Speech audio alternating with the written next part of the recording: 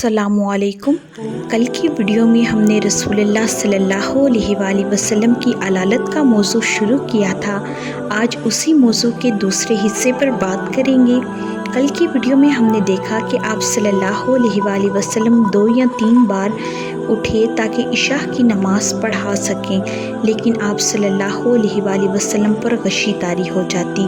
اس کے بعد آپ صلی اللہ علیہ وسلم نے حضرت ابوبکر صدیق رضی اللہ تعالیٰ عنہ کو کہلوا بھیجا کہ وہ لوگوں کو نماز پڑھائیں۔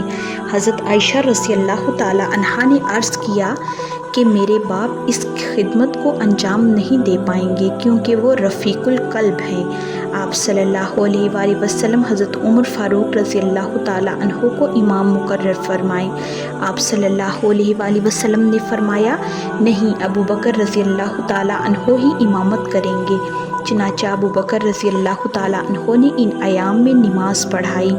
رسول اللہ صلی اللہ علیہ وسلم کی زندگی میں ان کی پڑھائی ہوئی نمازوں کی تعداد 17 ہے۔ یا اتوار کو آپ صلی اللہ علیہ وسلم نے طبیعت میں کچھ بہتری محسوس کی اور 2 آدمیوں کے درمیان چل کر مسجد میں تشریف لائے۔ اس وقت ظہر کی نماز کا وقت تھا اور ابوبکر رضی اللہ تعالیٰ عنہ امامت کر رہے تھے۔ جب ابوبکر رضی اللہ تعالیٰ عنہ نے رسول اللہ صلی اللہ علیہ وسلم کو آتے ہوئے دیکھا تو نماز کی حالت میں ہی پیچھے ہٹنے لگے، لیکن آپ صلی اللہ علیہ وسلم نے اشارے سے منع کر دیا کہ پیچھے نہ ہٹیں۔ جو لوگ رسول اللہ صلی اللہ علیہ وسلم کو لا رہے تھے ان سے آپ صلی اللہ علیہ وسلم نے فرمایا کہ ابوبکر رضی اللہ تعالیٰ عنہ کے بازو میں بٹھا دو۔ آپ صلی اللہ علیہ وسلم کو ابوبکر رضی اللہ تعالیٰ عنہ کے بائیں بٹھا دیا گیا۔ اس کے بعد ابوبکر رضی اللہ تعالیٰ عنہ رسول اللہ صلی اللہ علیہ وسلم کی نماز کی اقتدا کر رہے تھے اور صحابہ کرام رضی اللہ تعالیٰ عنہ کو تکبیر سنا رہے تھے۔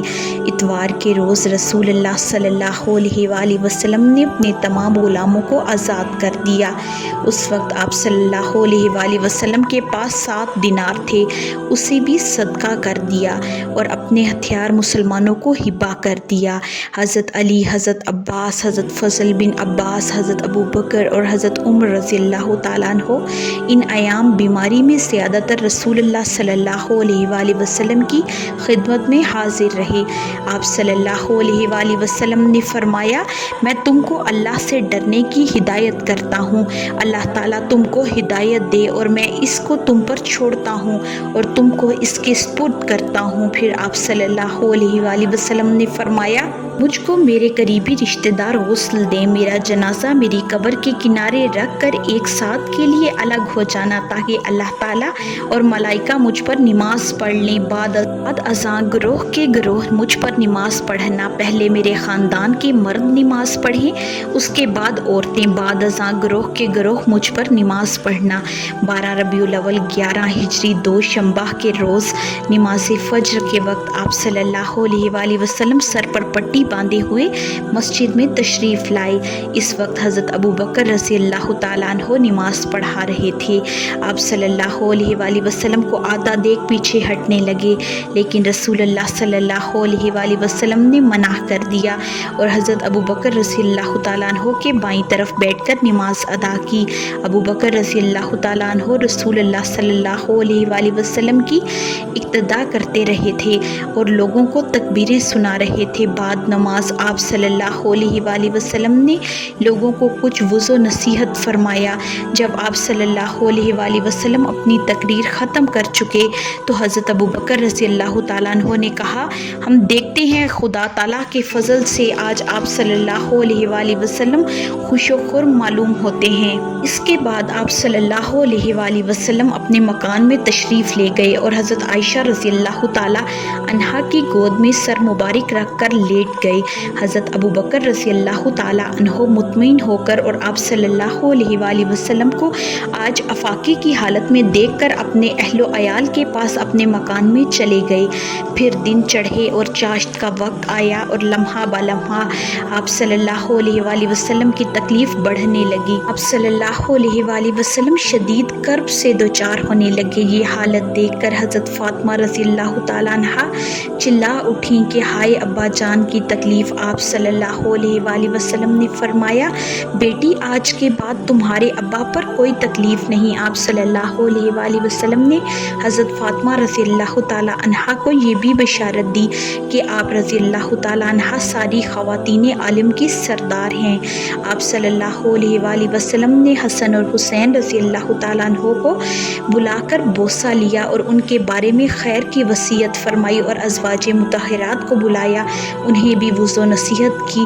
پھر نزاع کی حالت شروع ہو گئی اور حضرت عائشہ رضی اللہ تعالیٰ عنہا نے آپ صلی اللہ علیہ وآلہ وسلم کو اپنے اوپر ٹیک لگوا دی۔